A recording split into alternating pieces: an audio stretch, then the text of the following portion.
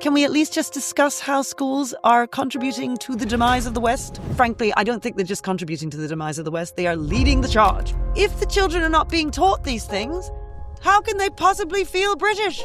They don't know what it is to be British. I want to talk about your meeting with Bridget Philipson. Why were you there and what was the premise of the meeting?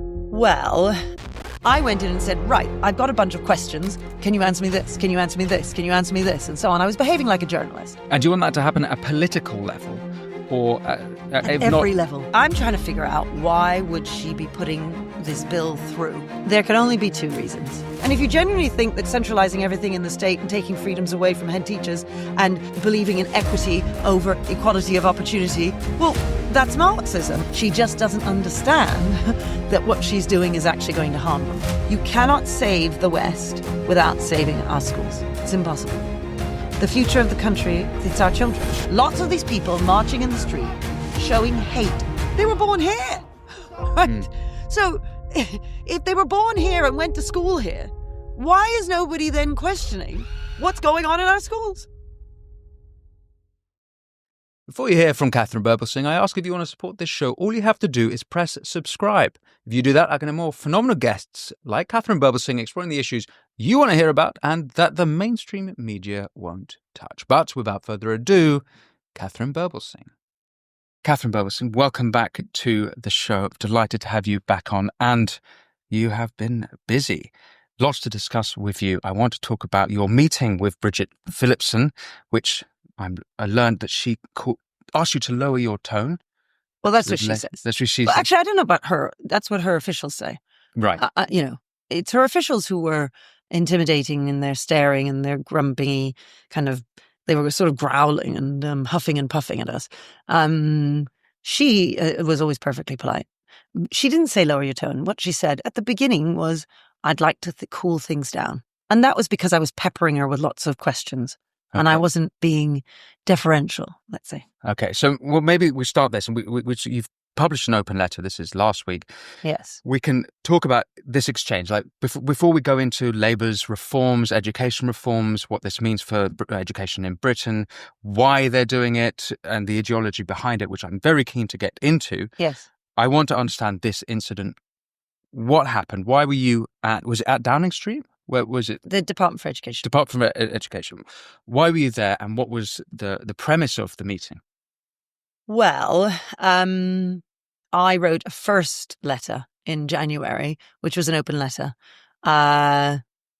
basically contesting the bill and saying it would ruin the chances of poor children in this country. I didn't understand why on earth she was doing it.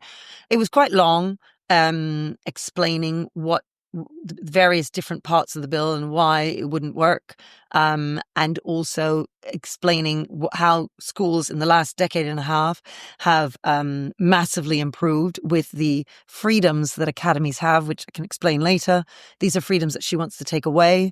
And given that we've risen in the international league tables massively in maths from 21st to 7th, in science from about 29th to 19th or something. We're top for reading in the Western world. 15 years ago, it was a disaster. 20% of children would leave school functionally illiterate and functionally illiterate. 20%? That's right. So in 2010? Under the old Labour government, yeah. So the fact is, things have transformed in the last decade and a half, and they've transformed in part because of these academy freedoms that she's now wanting to take away. So my first letter explained how this was a mad idea, and said she needed to be listening to school leaders, and she was not listening to school leaders.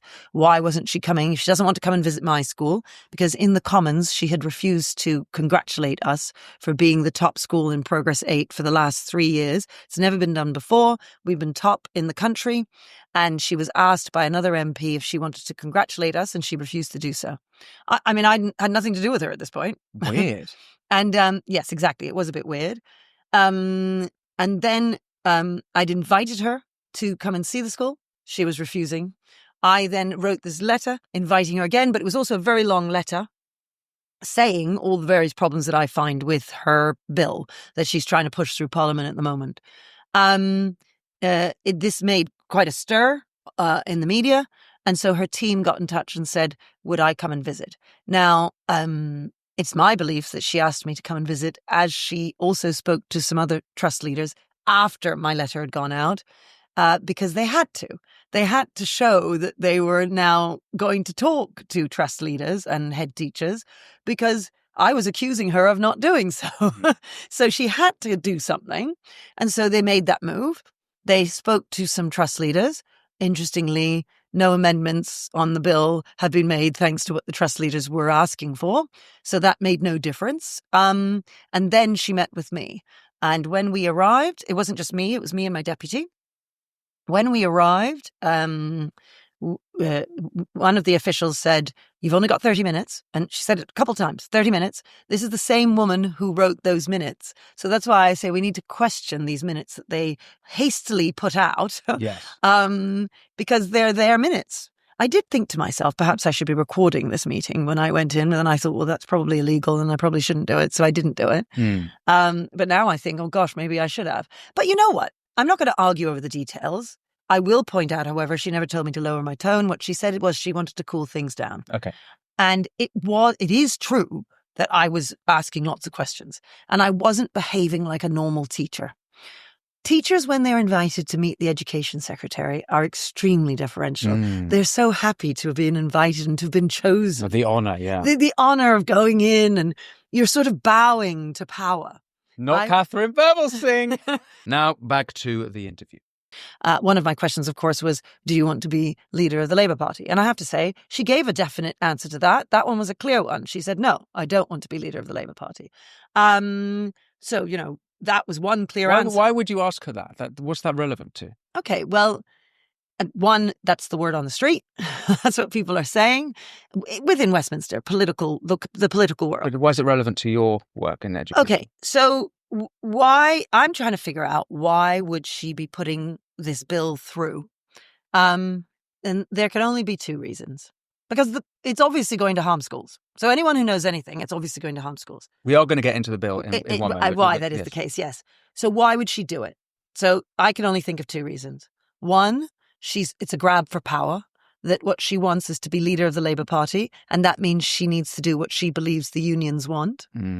So that's one possible reason, which is why I asked her, do you want to be leader of the Labour Party? Because perhaps this is a grab for power. I didn't say grab for power, but that's what I'm imagining.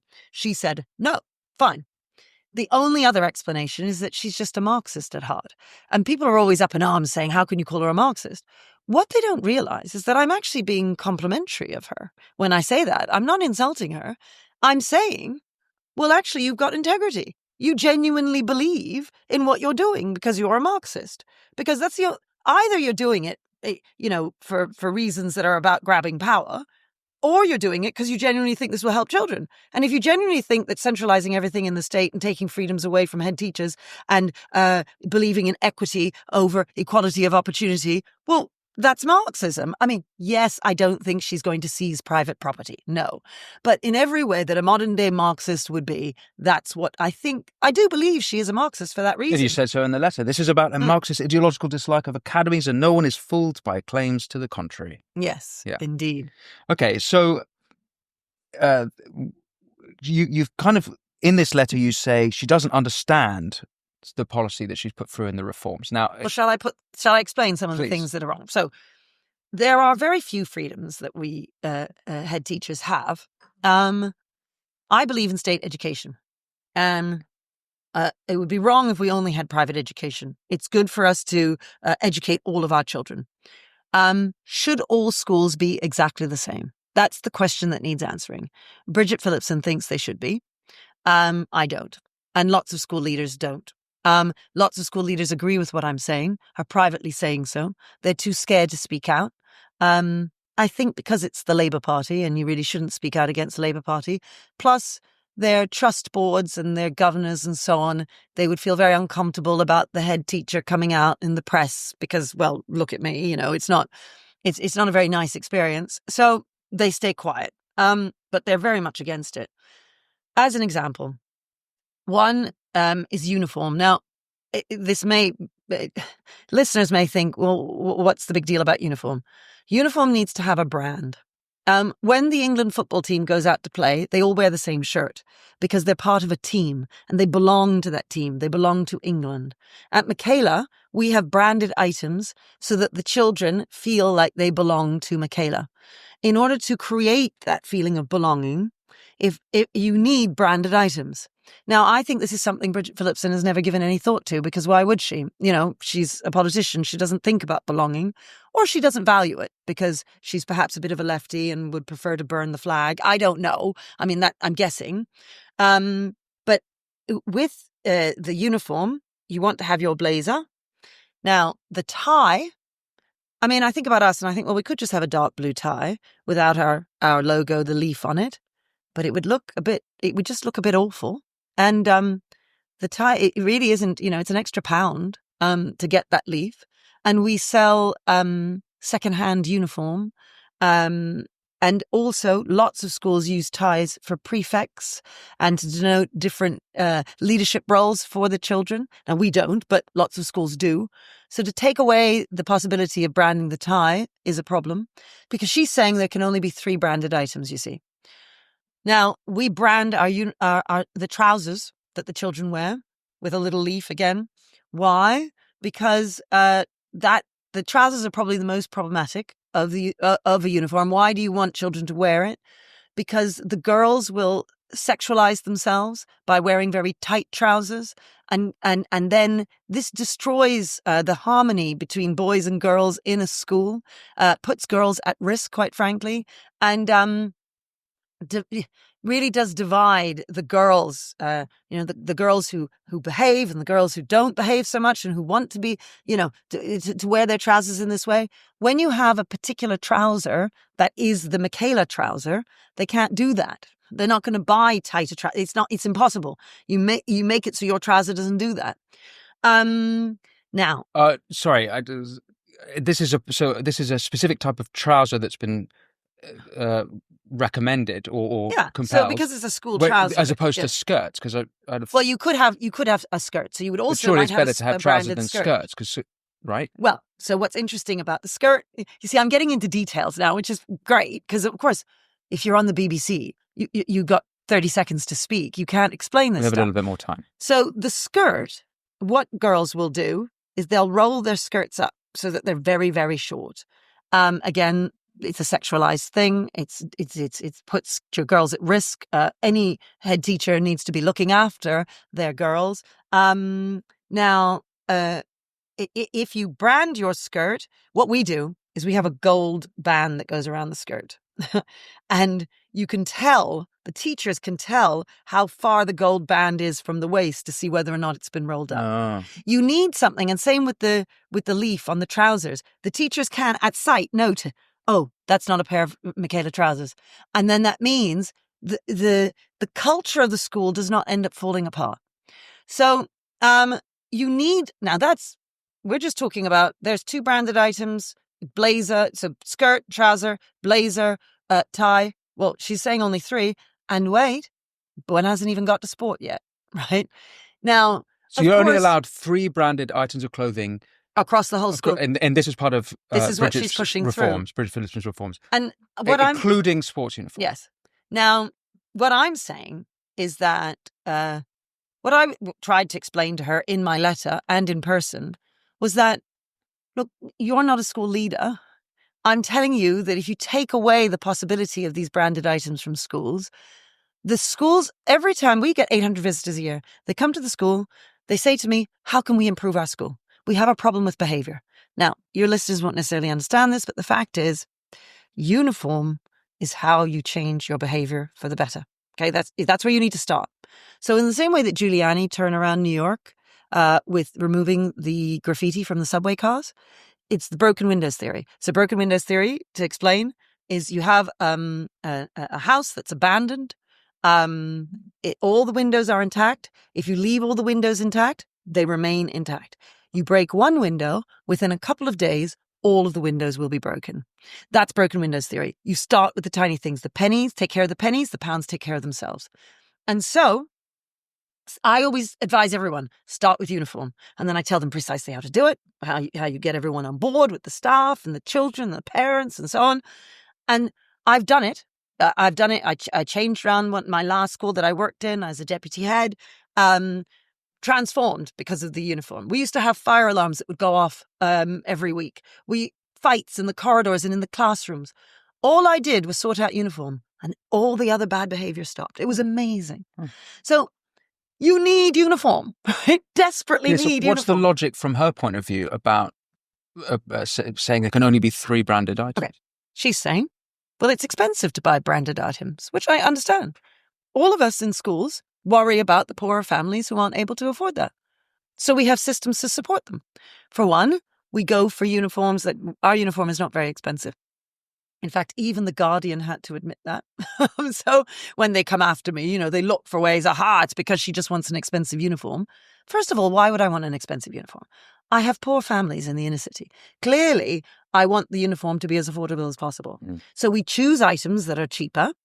We have reduced our number of branded items to what we think is the minimum that we need to be able to do a good job by our kids. And we have secondhand uniform.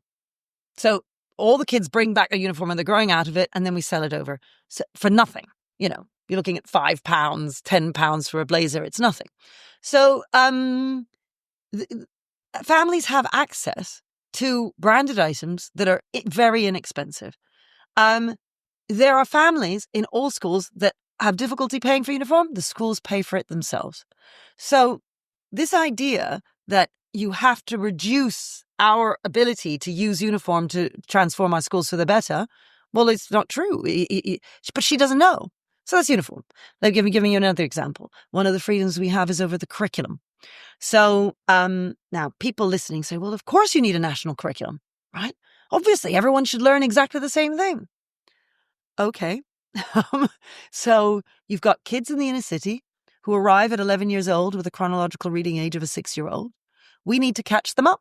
We need to get them to do well so they can get their English GCSE. How am I going to do that? I have to give them extra English lessons. Well, if I give them extra English lessons, it means I need to cut down somewhere else, right? If we're all learning exactly the same thing, I can't do that. 20% left school functionally illiterate and functionally enumerate before these academy freedoms existed, right?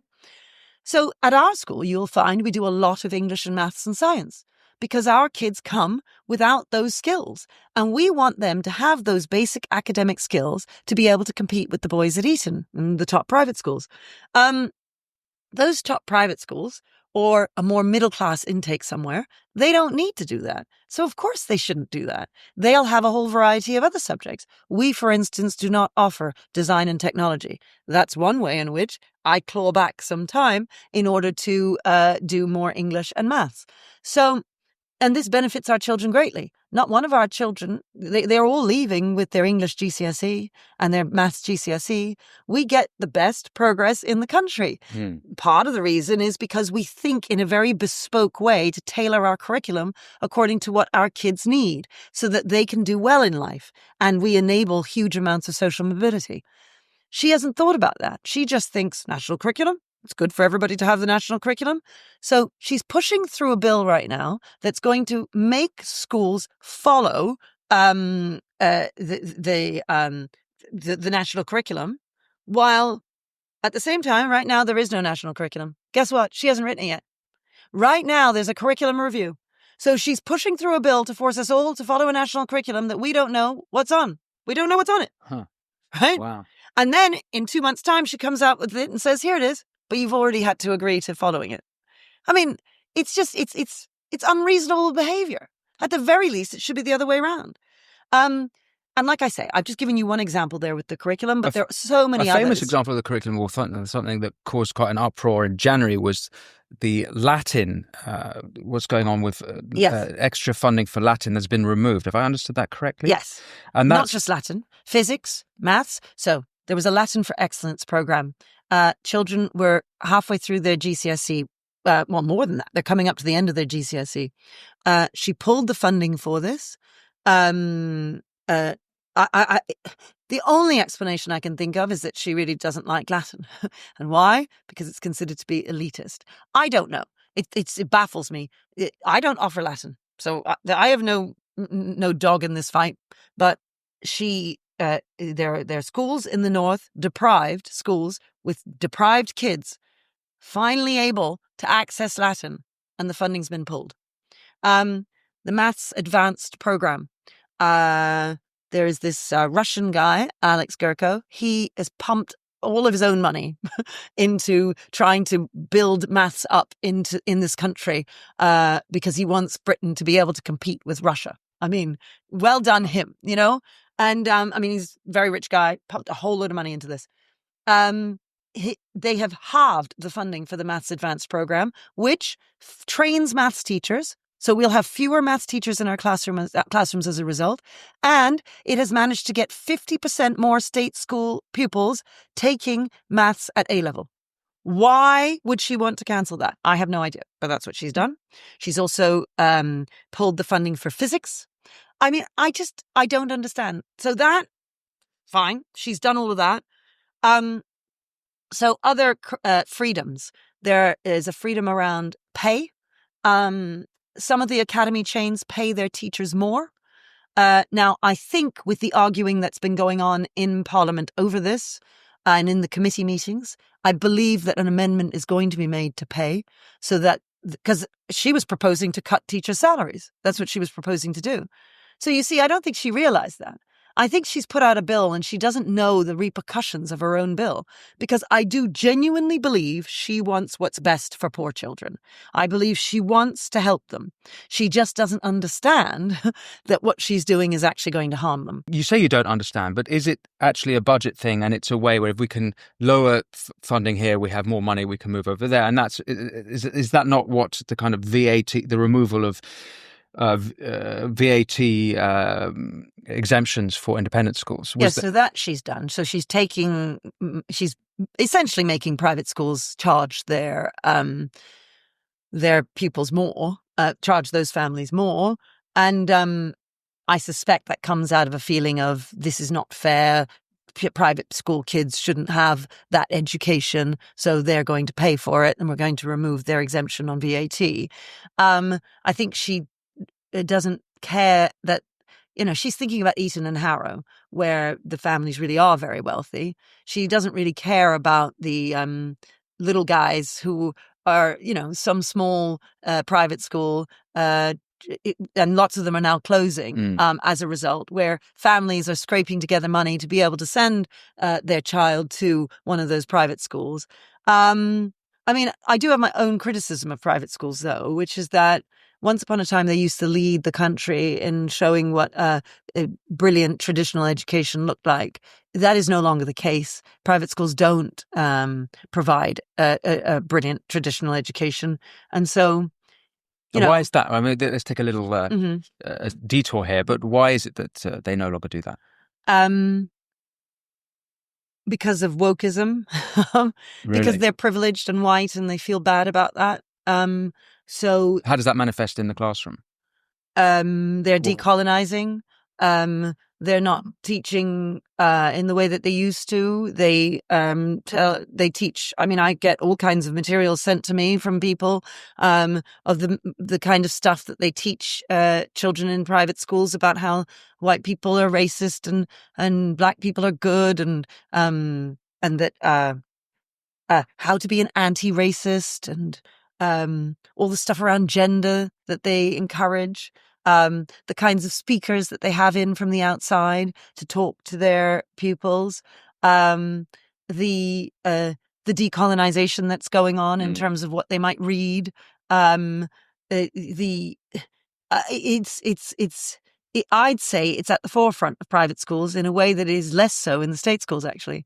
So I think people mistakenly imagine that all of that woke stuff has completely infiltrated the state sector, whereas in the private sector, they're free of it. Obviously, there are some private schools where they won't be doing that, and good on them, keep going. But there are a number of private schools that have been completely taken in by that nonsense, and that's because they feel desperately guilty. Lots of them are white. Lots of them are rich. And worse, they're a private school. I mean, just by definition, being in a private school as a teacher or as a pupil, well, you're doing the wrong thing. That's how we think. So they feel bad. And so they then teach their young people how to feel guilty about their privilege.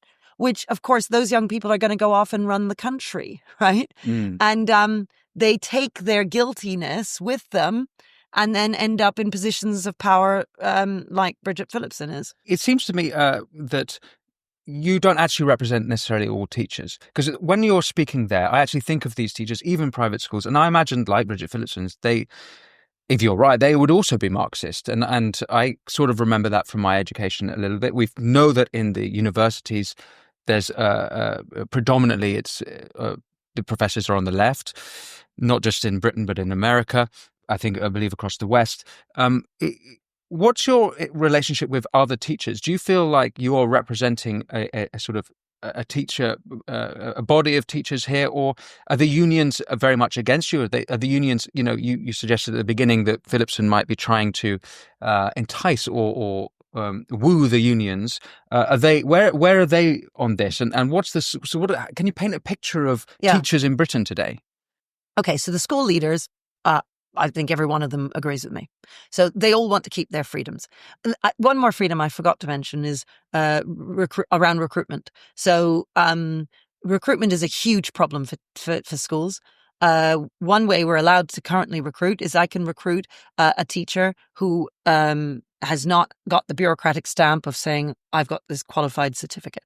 I had a woman who came and taught at my school who was the wife of one of my maths teachers. She taught music, revamped the whole music department. She was absolutely brilliant. She used to be a lawyer. She's now a wife and mother. She's never got that certificate. Had she had to get that certificate, she would never have she would never have come and taught for us. And I struggle to get music teachers. I have one young man who was at the LSE. When he was at the LSE, he applied directly to us. He's come straight from his university degree to come teach with us. He teaches economics. Again, impossible to find an economics teacher because, as you can imagine, everyone who studies economics at the LSE goes off and into the city to earn a load of money. He's come straight to us. He came to see me yesterday and said, Katherine, you need to know that if I'd had to get one of those stupid certificates, I would never have gone into teaching. All my friends have gone into the city to earn a fortune, and I've decided to come into teaching because I don't have to do that stupid certificate because I can come to you. Sorry, can you explain that to me? So what exactly is the certificate? Well, it's qualified teacher status. So she's saying we should only have qualified teachers in our school. And of course, if you don't know, as a member of the public, you think, well, that sounds like a good idea. We need them to be qualified. I assume they would be qualified. Well, no, the point is we are now allowed to employ unqualified teachers. Okay. Like my man who was come from university. Is that a reform from 2010? Yes. Is that, okay. So these are the freedoms that have come with academy status. So freedoms around curriculum, freedoms around pay, freedoms around uniform, freedoms around how we hire. So this only applies to academies and free schools? Yes. Okay. But of course, that's 80% or 90% of secondary schools in England. So it's the vast majority of schools. Now, we're able to do that. It means he's come to us. He would have gone into the city otherwise. He told me this yesterday. He's here with us, teaching economics, doing a brilliant job. My head of year 11, ex-army. Fantastic, doing a fantastic job. He, again, does not have a certificate. We've taught him how to teach. Now, we are not accredited as an institution, but we're doing a really great job. And I can tell you my teachers are fantastic. When they leave me, that anyone will give them a job because we've done such a good job of training them. So, I mean, of course, teachers need training, but what do people think the certificate is anyway? It's just being put in a classroom and you learning how to teach. Do you think that Philipson saw a problem in the system as it was and so introduced this for a reason? That's a good question. So, in my first letter to her, I kept asking repeatedly, what's the problem you're trying to solve? So what's the problem you're trying to solve with uniform? She thinks that it's costing poor families too much. But there's no problem there because of all the systems that schools have to get around that. What's she trying to solve in terms of the problem on pay? There is no problem with pay, so I don't know what she's trying to do there. I presume actually what she's trying to do there is that there are some trust leaders who get paid lots of money, sometimes ridiculous amounts of money, which I myself raise an eyebrow at and think, come on, that's a bit ridiculous. She won't like that. So she's trying to stop them from getting that pay. What was it else that I said? So uniform, pay, recruitment now. Yeah. So recruitment, I don't know. I think it's her Marxism. It's the kind of statism. She's a statist. So it's ideological. It's not pragmatic. You need a certificate. If we do not have the bureaucracy, then it's not being done. Right? That's how they think. That, my my teacher who's doing economics, or my head of year 11, they don't have that certificate, but they're amazing, and they're the best teachers you could possibly hope for. So, and we get our amazing grades. We get 800 visitors across the country, every year. So clearly we are doing an amazing job. And I do so with few of my teachers being unqualified. And teachers who don't want to get qualified, most importantly. So anyway, you were saying... When you were asking Philipson these questions, was she answering them? Was she kind of moving the thing along? I'm trying to just strongman her position, starman her position as best as I can.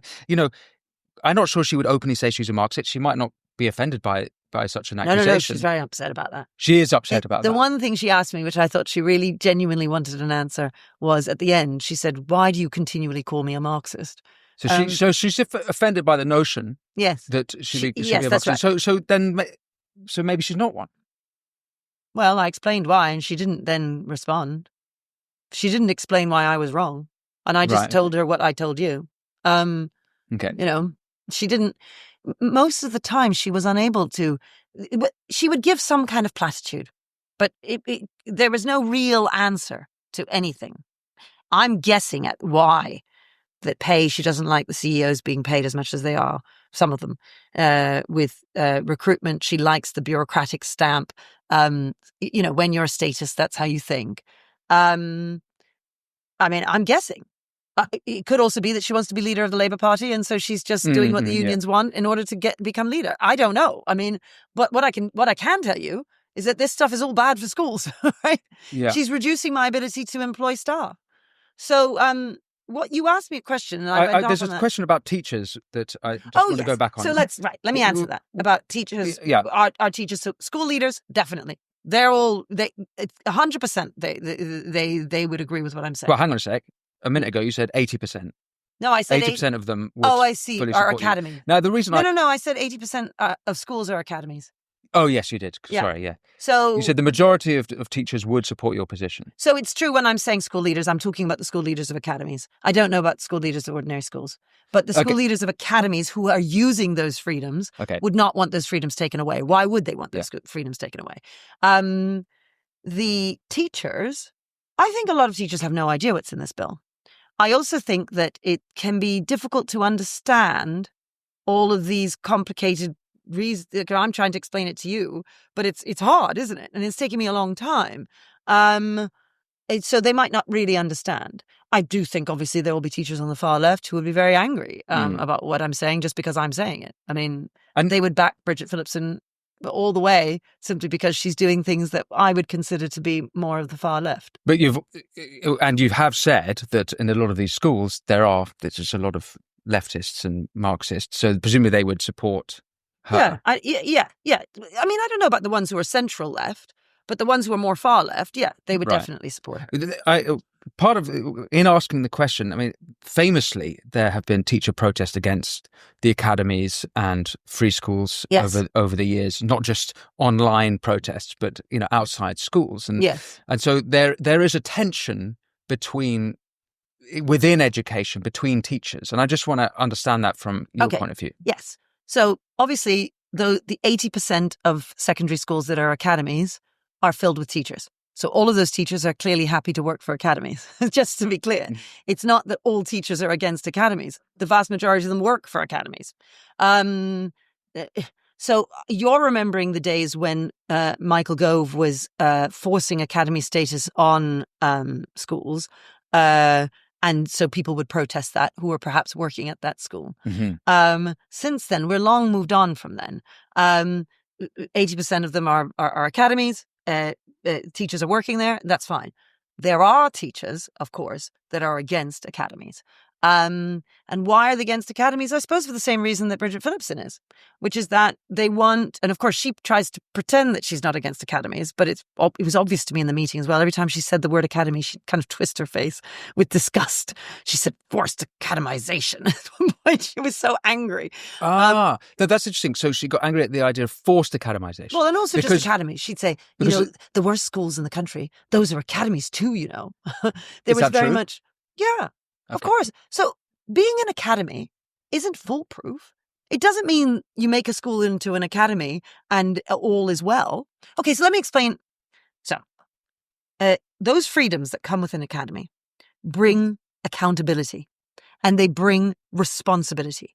When you are able to make decisions about how to run your own school, it becomes yours. You own it. In the same way that Joe's corner shop, why does it work?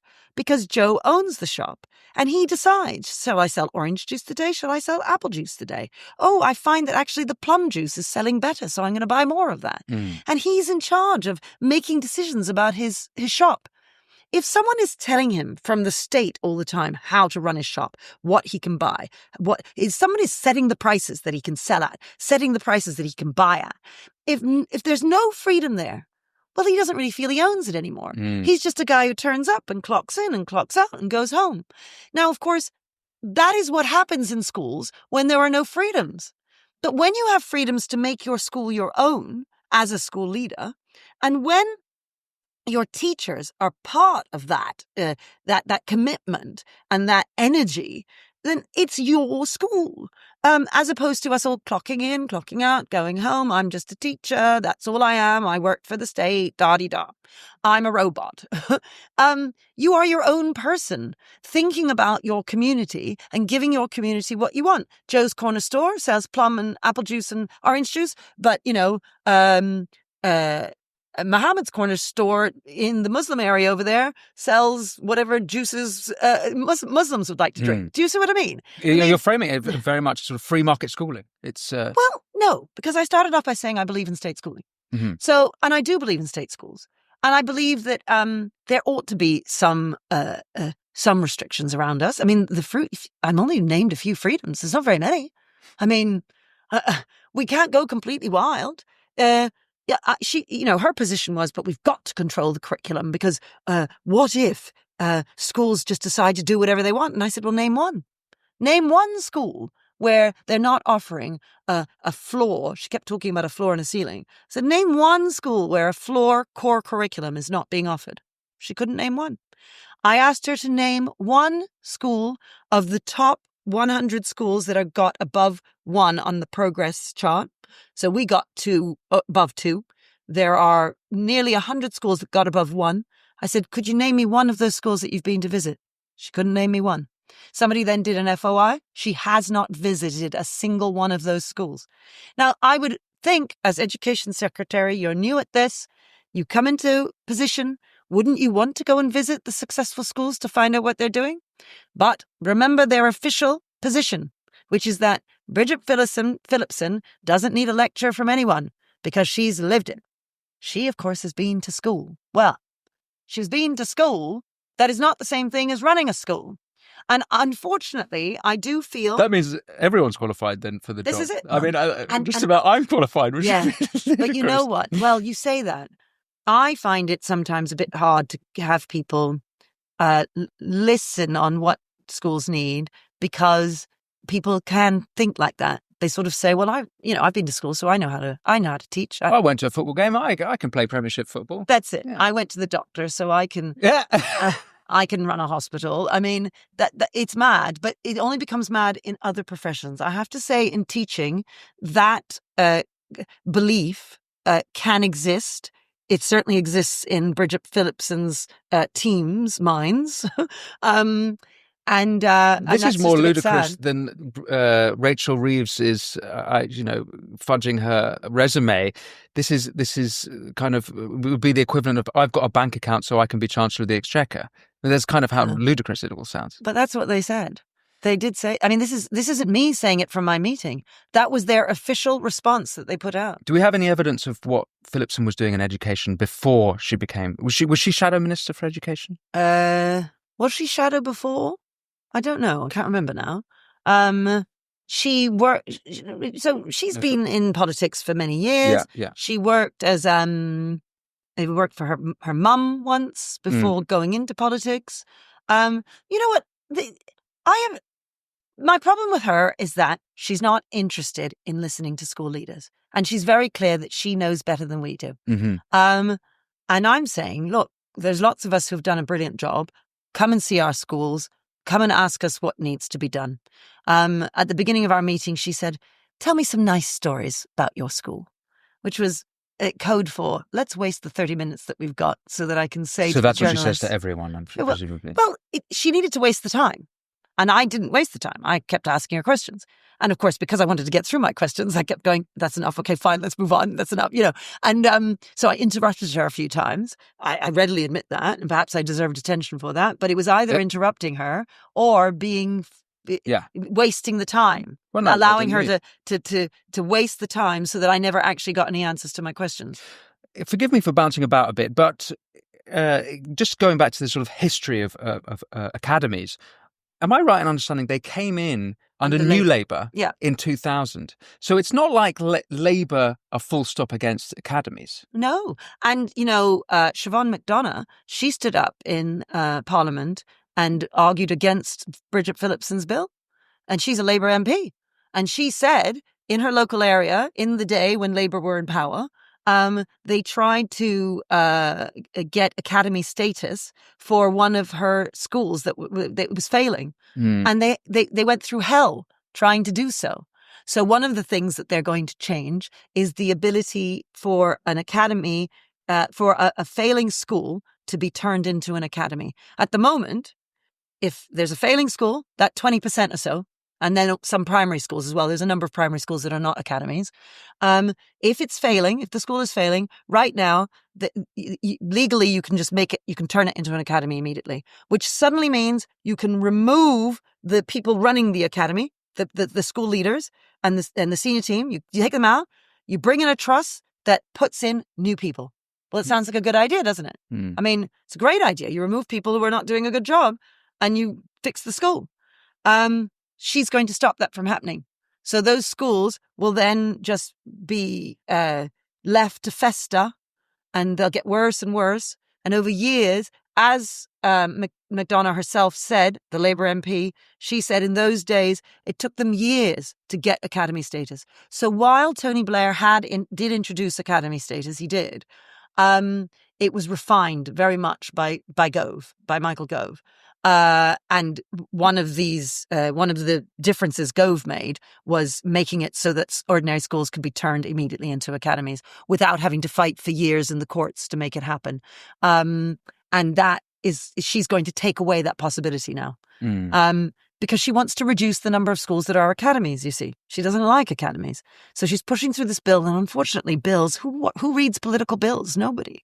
And so it's happening, and people don't realise. We still haven't got to the bottom. I guess we don't know why she doesn't like academies. What is it ideological? Is it a sort of budget thing? Is it a classic Marxist thing? I guess I can't know about. That's the only explanation. It's ideological. Everyone who hates academies, what do they say? This is privatization through the back door. That's what they say. I've never understood what that means. Well, you said it, actually. You said free market principles is what you said. And I said, well, no, I believe in state education. But the automatic thinking is, well, this is the free market. But that's a compliment. I know. But I think the free markets are good. Yes. But that's how they don't like the free market. Okay. They don't like it because they think that it will harm education. That if you just make everything, she wants to make everything uniform. So all of the schools should be exactly the same. We should clock in and clock out. There's no sense of ownership. There's no freedoms that we can own and then be held responsible for. You need freedom to bring in responsibility. Yeah. Responsibility doesn't exist without freedom, and accountability. So she's also made all kinds of changes to Ofsted. Oh, really? Yeah. So there's no longer, she said that there are no longer one-word judgments now, but then they've brought out a whole load of other one-word judgments. I mean, can you explain the one-word, the practicality of a one-word judgment? And so outstanding, you get a 1, 2 is good, 3, adequate or satisfactory. They are constantly changing. And that's the system at the moment. That's the and system. It's a simple it system. been, and now is they're that good or bad removing system? that. Do you think it's a good or bad system? Well, I do have my issues with Ofsted. I do. But I would have it for different reasons to Bridget Philipson.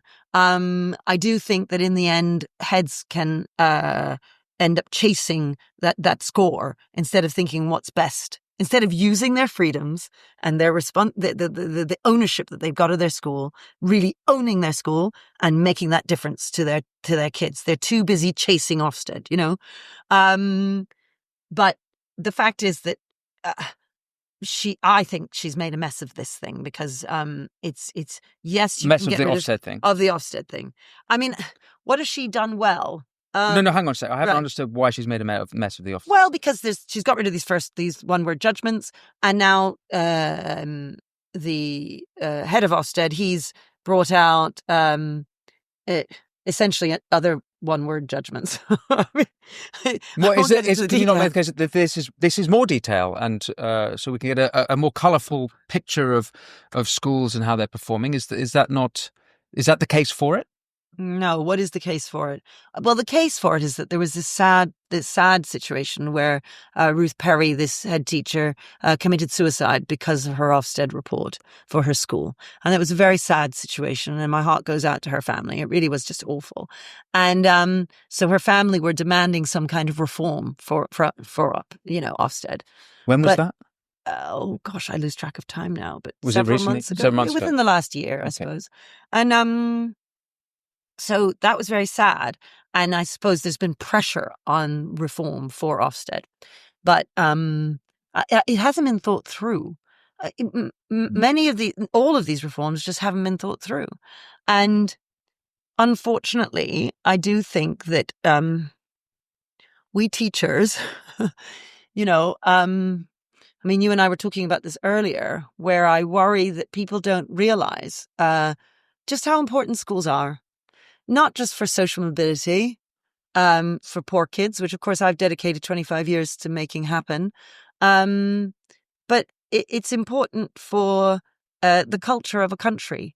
And I know many of your listeners, some of whom are in America, they all understand the importance of your people in your country loving your country. That doesn't mean that you're not critical of it. I'm highly critical of the education system, but I love my country. We talked about this on our previous conversation last time you were here, and how your students at Michaela sing the national anthem, how you have either the Union flag or St. George Cross around, and there's a sense that you unify them. It's a wonderful conversation we had about making multiculturalism succeed by bringing unity in, and the unifying things was the values that are very Western values that we have. We believe very much in the Western canon, and that's what we teach. We teach British history. We have our British flags. We belong to the school via our uniform, and we belong to our country via singing God Save the King and our flags and so on. And that is so important to unify people, and so that they feel part of something. Yeah. Because I can tell you, boys in the inner city who don't feel they belong to their school and belong to their country, they end up pursuing the route of gangs, because the gang will make them feel as if they belong. And when they carry that knife and they carry the drugs back and forth, they belong to something. And people don't realize how important it is for schools to give them that alternative route. They also don't realize how, if children are being taught to hate their country by the way in which they're taught their history, by the way in which they're taught in their personal and social education lessons about themselves and how to be around other people and what is it to be a good citizen and so on.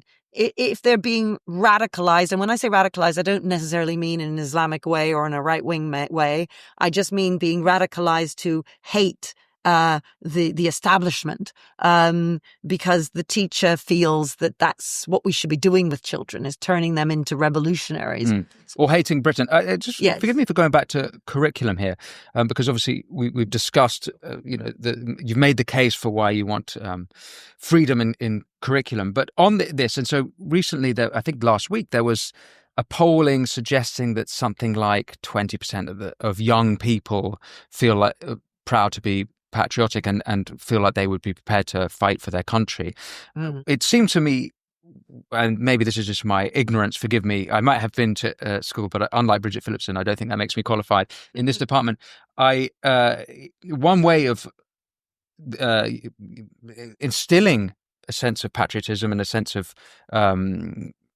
one's country is through history curriculum. And I instinctively would be in favor of having a not just recommended, but forced history curriculum about British history, about, so that everyone understands what our common history is. Presumably that doesn't exist at the moment. So would you be against such a thing?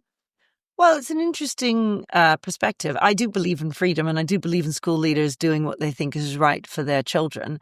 But what you should know is that because of the variety of subjects, so this is something that will come with her national curriculum, for instance. She will force schools to have lots of different subjects.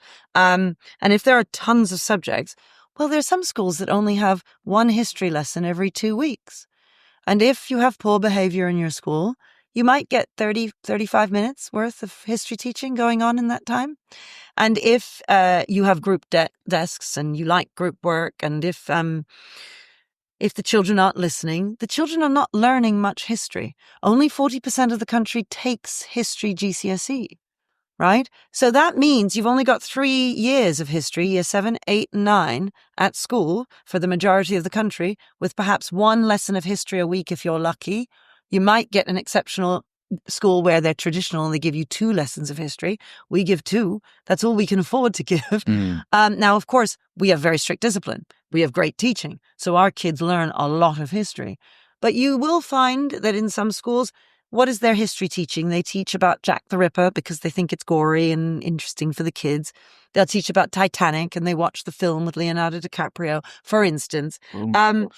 Yeah, like this is the sort of thing that can go on now, and will go on far more often than you'll realize. And then even in the schools where they are teaching more than that, the way in which they are reprimanding England all the time, and making England seem like a terrible country, just in the way they're teaching the history. Well, you just need to look at the textbooks that they use. You just need to look at the materials. It's obvious. And so children grow up.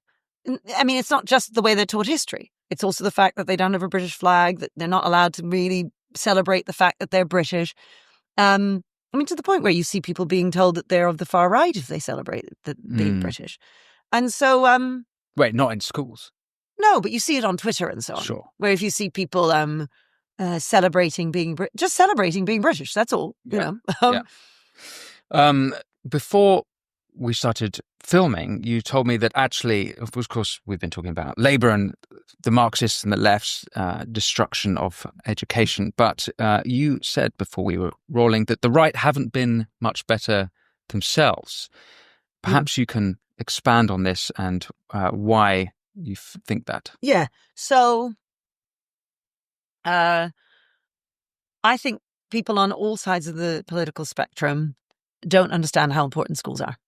So the right only get exercised when gender and race come into it. So up until a few years ago, you never really heard the right talking about schools at all. And then when they heard that children were being taught that all white people were racist, or BLM is brilliant, or any of that stuff, the right got involved. When the right heard that children were being encouraged to change gender, they got involved. And thank you very much. I'm really pleased that they did. However, they don't realize where that stems from. They also, which is about the way in which children are taught more broadly in schools, but they also don't understand that you cannot save the West without saving our schools. It's impossible. The future of the country it's our children. What else is the future of the country? And if the children are being taught to hate their country, if the children are being taught that climate change is the most destructive thing that, known to man, and I don't really have an opinion on climate change, so I have no idea. I'm not saying it isn't. Maybe it is. I have no idea. It isn't. But anyway, that's for another day. I will watch some of your podcasts with people talk about climate change. I don't know. So I'm not saying, I'm just saying that this is what schools teach. Schools teach about climate change as the biggest issue for them, for the country, for the world. They teach about decolonization and how that needs to be done. They are changing the books in their libraries. They are restricting the amount of hours that they be teaching Shakespeare and Dickens, and bringing in a number of other authors. And you know what? Obviously, I mean, look, I'm an ethnic minority. I'm not against ethnic minority authors or female authors and so on. But I do think that when you're at secondary school, I mean, we teach Black authors, so I'm not saying we don't, but much of what we teach are dead white men. And dead white men, the thing about dead white men is everybody concentrates on the fact that they're white men. But actually, the most important thing about them is the fact that they're dead. And the fact that they're dead means they've been influencing other literature. Shakespeare's been dead for 400 years. So he has influenced all of those Black and brown authors that we'd like to have in our library. And some of them we teach. But obviously, he's hugely important because he's been influencing literature for 400 years. But the deadness of these men is ignored because all anybody can see is that the fact that they're white and men. So, those criticisms are coming from the left, right? So what the failure of the right is? I see. Yes. Well, the failure of the right is not to understand that if you're not teaching dead white men, you lose your country. What is it to be a country, right? It is to have a history. It is to have a canon of literature, right? It is to have music, composers who created music that belonged to England. What is it to be a country? It is to know your geography. It is to know your plants and your animals, and it's to know your country. What else is it? I mean, it's to have your hymns and your songs and your ways of life. It's to know what foods you eat. It's to know that is what it is. So if the children are not being taught these things, how can they possibly feel British? They don't know what it is to be British. There's this wonderful little video of a class, I don't know, somewhere in England, with lots of white children in this class. And the teacher says, so let's talk about the royal family. Let's talk about what it is to be British. And, well, actually, she says, let's talk about what it is to be British. And one of them says, oh, it's the royal family. It's the royal family. And then one of them says, well, it's the national anthem. And then a few of them start singing the American national anthem. Oh. I mean, they don't even know their national anthem. I mean, if you don't have a national anthem, what is it to be a country? What is it? If you have no borders, if you have nothing to say, this is what makes us distinct. This is what it is. When people say, well, what is it to be British? Well, we believe in the rule of law. Well, aren't there a whole load of other countries that believe in the rule of law? Quite. Or fair play. Well, there are loads of other countries that believe in fair play. So what is it to be British? It's to have our British history. It's to have Shakespeare and Dickens and so on. Yeah. It's our heritage. Exactly. It's to know that you can't participate in a heritage if you don't even know the heritage. And if our children are not being taught that heritage, they cannot feel as if they're British, let alone let's come into the issues of multiculturalism. When your family is from somewhere else and you've moved here and here you are sat in a British classroom and actually you're not being taught any of this. Well, how on earth are you ever going to feel British? It's impossible. And then everyone turns around and says, look at these Palestinian marches, whatever, free Palestine marches. And look at the cenotaph being attacked and Winston Churchill being attacked and so on. They say, how could this be? How could this be? And I say, you know what? For those of us in schools, it's not a surprise. It's really not a surprise. And then they say it's about immigration. And I'm not saying it's not about immigration. I understand. Far too many people, 1 million people in comparison to tens of thousands that used to come. Obviously a problem. I'm not saying it's not. But lots of these people marching in the street, showing hate. Now, all of them are, I need to also clarify, I understand people are marching. Some of them are not showing hate. That's fine. But those who are showing hate, They were born here. Right? Mm. So if they were born here and went to school here, why is nobody then questioning what's going on in our schools? But I think the right are questioning all of those things. They're just, what I'm getting from what you're saying is that they're not actually either offering serious alternatives or doing anything about it. No, I don't even think they're questioning it. They're questioning race and gender. That's where they stop. Okay, got it. They don't get to the other stuff, which is really, really important. And frankly, allows the race and gender stuff to happen in the first place. And do you want that to happen at a political level or at every level? I want the politicians talking about it. I want the media talking about it. I want people on the right talking about it. When I say this stuff to people, I'm at a dinner party. I talk to conservatives around the table. I say this sort of stuff. And they go, oh, I never really thought about that. Oh, well, really? I mean, are schools that important? Come on. What matters is net zero. Net zero is the most important thing. It's the most catastrophic thing that's ever going to happen. Okay, I'm not saying it's not really bad, fine. But can you at least give us schools a seat at the table? You know? Can we at least just discuss how schools are contributing to the demise of the West? Because I don't think they're just contributing to the demise of the West. They are leading the charge. Well, on that note, sorry, it's a bit depressing. I agree with you, and it's for me. It seems to me that you are leading the charge of all those things, and people will hear this and they'll be inspired to speak about it. So, Katherine, thank you so much. Of course, you are online on social medias, and you're just as fiery on there as you are IRL. And where can people find you? Well, actually, you said social media. I'm just on Twitter because I can only handle one social media account, which is Miss Snuffy, Miss with an underscore, Snuffy with a Y, which is, it used to be Mr. Snuffleupagus, in Sesame Street. And Big Bird had his friend Snuffleupagus, and nobody could see Snuffleupagus because he was the elephant in the room. So I am Miss Snuffy. I see.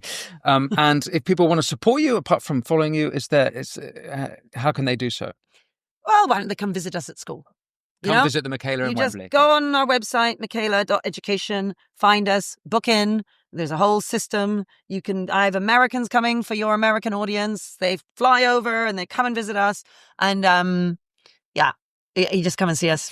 Wonderful. Katherine Birbalsingh, thank you so much. Thanks for having me.